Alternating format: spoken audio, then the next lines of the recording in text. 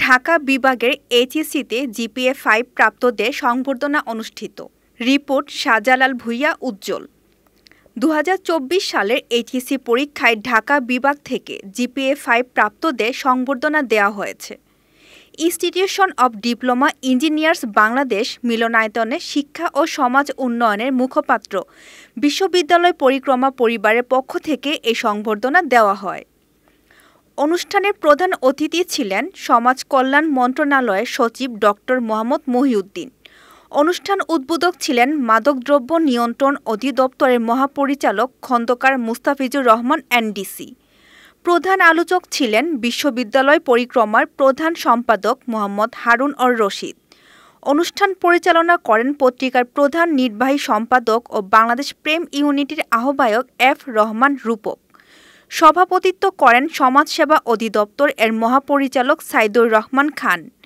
বক্তব্য রাখেন বিশ্ববিদ্যালয় পরিক্রমার প্রধান সম্পাদক হারুন অর রশিদ, বঙ্গবন্ধু শেখ মুজিবুর রহমান বিশ্ববিদ্যালয় এর মেডিসিন অনুষদের ডিন অধ্যাপক ডাক্তার Shamim Ahmed, Far East Insurance কোম্পানির প্রধান নির্বাহী কর্মকর্তা শহীদুল ইসলাম, ওয়ার্ল্ড ইউনিভার্সিটির সহযোগী অধ্যাপক রিয়াদ তানসেন, মোহাম্মদ শফিকুল ইসলাম, কৃষিবিদ রেজাউল করিম শিহাব, রিফাত আলম, ডাক্তার আশরাফুল ইসলাম সহ অন্যান্য শিক্ষক ও বিভিন্ন প্রতিষ্ঠানের ছাত্রছাত্রীবৃন্দ।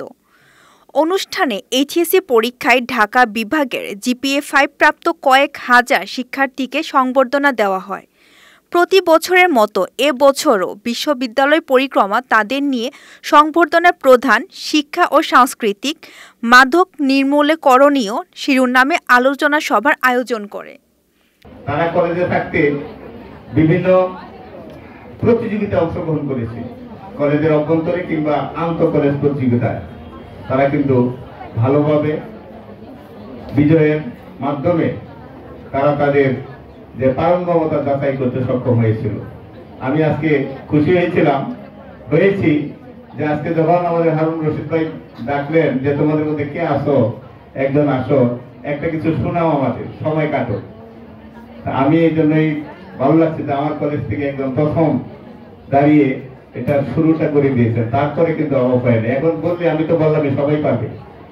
এই যে এগিয়ে আসা, সামনে যাওয়া যে একটা দৃঢ়তা, এটা কিন্তু সবচেয়ে বড় সফলতা এনে দেয়। আমি চাই যারা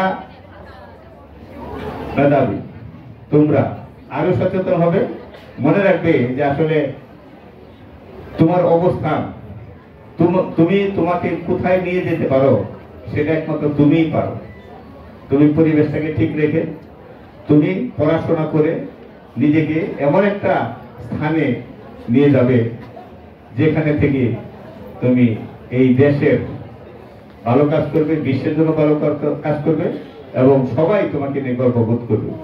কেউ হয়তো সচিব হবা, কেউ মন্ত্রী মিনিস্টার হবা, তোমাদের মাঝে হবা, এই ধরনের আশা রেখে তোমরা কিন্তু এগিয়ে যেতে হবে, আরো ভালো রেজাল্ট করতে হবে, পড়াশোনা করতে হবে। আমি সমাজ কল্যাণ মন্ত্রণালয়ের সচিব মহোদয় এবং সমাজ কল্যাণ অধিদপ্তরের ডিজি মহোদয়ের উদ্দেশ্য করে আমি একটি কথা বলবো, গরিব মেধাবীদের জন্য আজকে যেন আমাদের এখানে যারা আসছে ওনার কিছু আমাদের কিছু বলে যায়, দেওয়া যায়। আমরা অনুরোধ করব, এই যে আপনারা কষ্ট করছেন এইটার ফল অনেক পাইবেন। এতক্ষণ আপনাদের সাথে ছিলাম রেহানা সুলতানা প্রীতি। পরবর্তী নিউজ আপডেট পেতে চোখ রাখুন news24bd.net এর ফেসবুক পেজ এবং ইউটিউব চ্যানেলে। ধন্যবাদ।